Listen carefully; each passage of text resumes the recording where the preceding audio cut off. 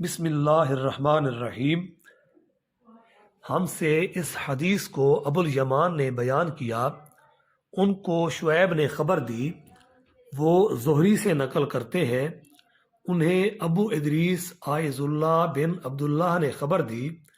کہ عبادہ بن صامت رضی اللہ تعالی عنہ جو بدر کی لڑائی میں شریک تھے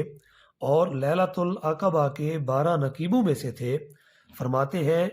کہ رسول اللہ صلی اللہ علیہ وآلہ وسلم نے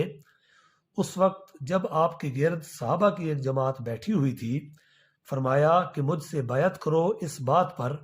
کہ اللہ کے ساتھ کسی کو شریک نہ کرو گے، چوری نہ کرو گے، زنا نہ کرو گے، اپنی اولاد کو قتل نہ کرو گے، اور نہ عمدن کسی پر کوئی ناحق بہتان باندھو گے، اور کسی بھی اچھی بات میں اللہ کی نافرمانی نہ کرو گے۔ جو کوئی تم میں اس عہد کو پورا کرے گا تو اس کا ثواب اللہ کے ذمہ ہے،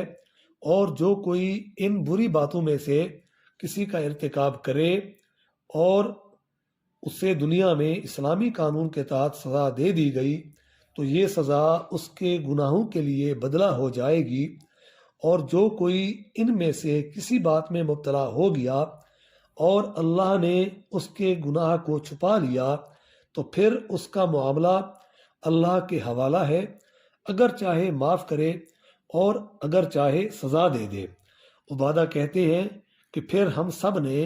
ان سب باتوں پر آپ صلی اللہ علیہ وآلہ وسلم سے بیعت کر لی۔